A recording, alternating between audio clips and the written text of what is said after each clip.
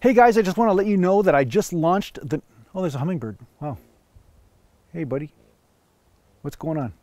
He's going in my trunk. Why is he going in my trunk? There's nothing in there, no flowers in there. Hey guys, I just want to let you know that I just launched the Natural Gallant Bodybuilding podcast on my Patreon page.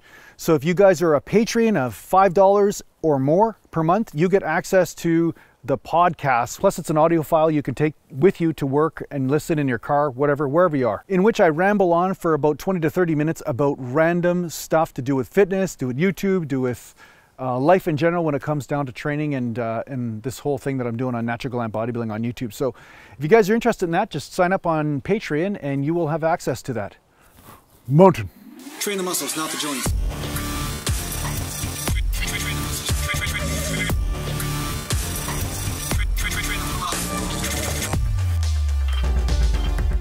Welcome back to Natural Gallant Bodybuilding. Mountain. And I'm up on the mountain again. I'm up on the mountain. Okay, so here I am filming. Somebody said go back to the mountain. Well, here I am. All right, I fulfilled your request.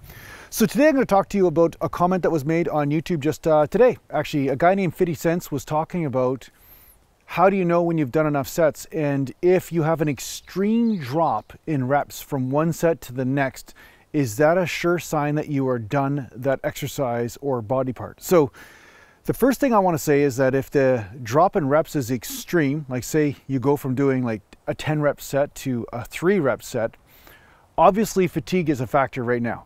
In that moment, fatigue is a huge factor, and there could be a number of different reasons why you're experiencing this, and depending why will depend on whether you've done enough volume or not. So that said, there's a huge movement on the internet to do super short rest time in between sets, which can be a great concept to extend an individual set, but it's not necessarily going to go by the same rules as if you allow yourself to replenish before hitting that muscle group again.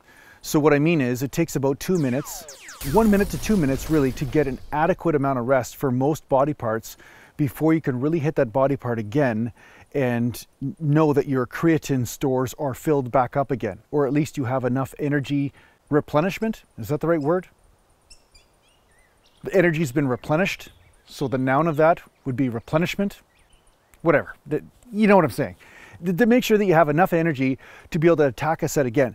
So first things first, if you're doing sets and you're doing 30 seconds rest in between sets, or 40 seconds, or really short rest time, and then you notice your sets are going down like real quick, well, guess what? You've extended one elaborate set into multiple partitions, but you're not necessarily getting a good indicator of whether you've done enough volume or not. So the next thing I'm going to say is that say you are doing strength sets.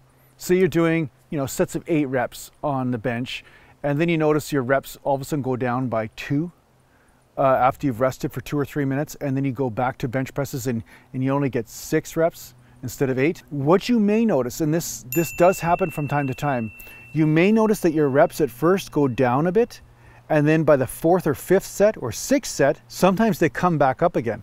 Now the reason for this is that when you're using heavier weights, it takes a little bit of time for you to perfect that groove and get the nervous system firing properly. So you may notice that because your groove starts to refine itself, you start to actually get more reps, even though at first you had a little bit of a minor fluctuation and went down. So this does happen from time to time. You could call it grease in the groove or whatever, but the fact is that because of some sort of phenomenon that happens in the nervous system, you start to actually get more reps and become more efficient at that exercise. Now, if you rest for 2 to 3 minutes in between sets and you go from 8 reps down to 2, yeah, there's a good chance that you've probably done enough volume that day. If you're getting this scenario happening within about 1 or 2 sets, I would say look at your diet, make sure you're eating enough, because you're obviously having some sort of issue there. I mean, at least most likely you're not eating enough and you just don't have any storage in the tank, and basically you get depleted really quickly. So first look at your diet, look at your nutrition, make sure you're eating enough.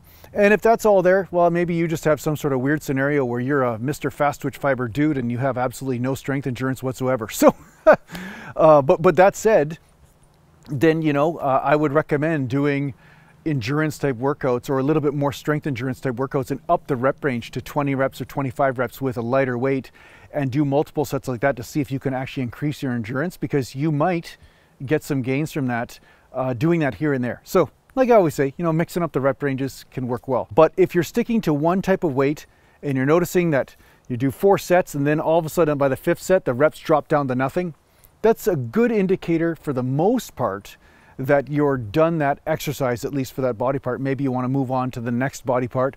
Or if you just want to push through it, you can do that too, but you might need to do more rest as you get further on in the workout in order to accomplish the next few sets. Now, here's the big thing I want to say about this, because people want to know how many sets is perfect and how many sets is too much and all this stuff. You always have to go on feel. You cannot just send out a blanket statement and say, oh, okay, you know, 5 sets, and then by the 6th set you got way less reps, so that's it, you're done. That's one variable to take into account. The other variable to take into account is, are you, for the most part, recovered by the time your split dictates that you train that muscle again? That's the other thing you have to take into account at the same time. So if you notice that you're not recovered and you push into more sets, well then obviously that's going to be counterproductive. So say you do like 2 sets and then you notice on the 2nd set the reps drop right away, so you're like, okay, I gotta quit working out that body part, I gotta quit that exercise and move on to the next thing. And then the next time you train that body part, you've been recovered for at least a day, maybe 2 days before. Well, then you know 100% that you should probably add a little bit more volume to your training, because it helps to be a tiny bit tight by the time you train that muscle again, but you definitely don't want to be recovered for several days before you train it again. At least that's my experience. I find if I feel totally recovered, I start to get strong and I get to a strength peak, and then once the elasticity and the soreness and the tightness leaves the muscle, then I start to get weaker and less pumpy and lumpy, and I don't make as much results. So it's almost like there's some sort of wave that you can ride if you train at the right time, and you're going to have to feel yourself through this process, but that's what I found.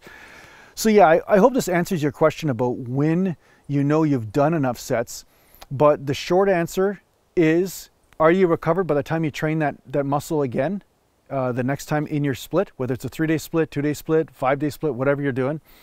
And also, are you noticing a critical drop-off in the reps, and is that drop-off based on adequate rest in between sets, not just you being burned out because you're doing such a low amount of rest in between sets?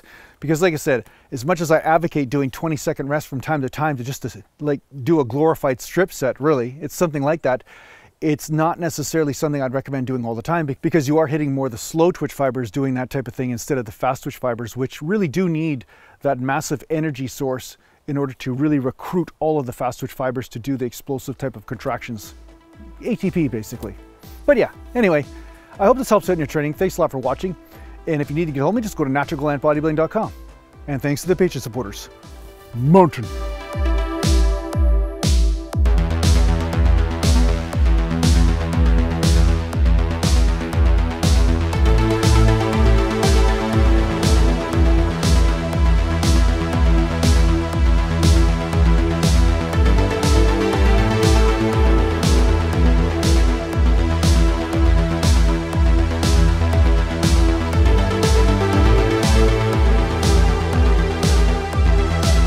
Natural Gallant.